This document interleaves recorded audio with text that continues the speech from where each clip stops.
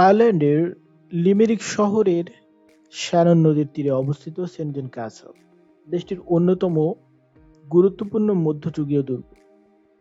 1300 শতকে নরমান শাসন আমলে এটি নির্মিত হয় এবং দীর্ঘ সময় ধরে এটি সামরিক ও প্রশাসনিক কেন্দ্র হিসেবে ব্যবহৃত হয়ে আসছিল।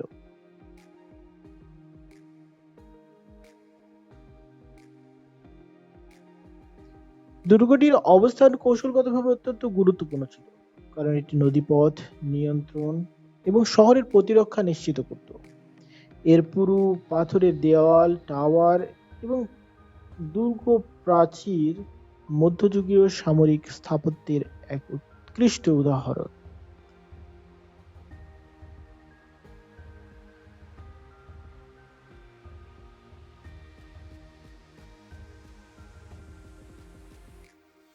ইতিহাসের বিভিন্ন সময়ে এই ক্যাসল বহু সংঘর্ষ ও অবরোধের সাক্ষী হয়েছে, বিশেষ করে 1700 শতকে রাজনৈতিক অস্থিরতার সময়।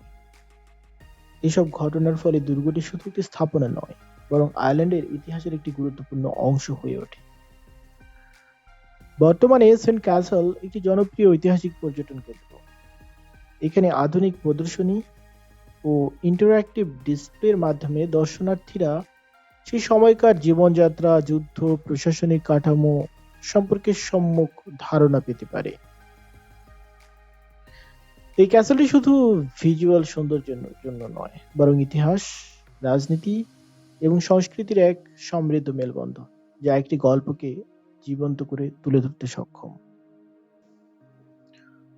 কখনো নদীর কোল ঘেঁষে দাঁড়িয়ে থাকা ইতিহাসকে যদি ছুঁয়ে দেখা যেত, তবে তার নাম হতো সেন্ট জন ক্যাসল।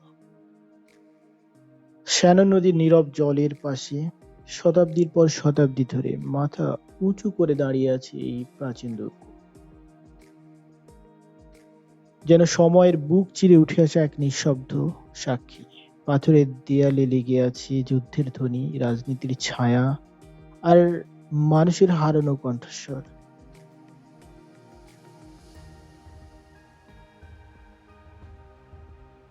সূর্যের আলো যখন তার ধূসর দেয়ালে পড়ে, মনে হয় ইতিহাস যেন নতুন করে জেগে ওঠে। আর সন্ধ্যার আধারে সেই দেয়ালগুলো ফিস ফিস করে বলে যায় পুরোনো দিনের গল্প।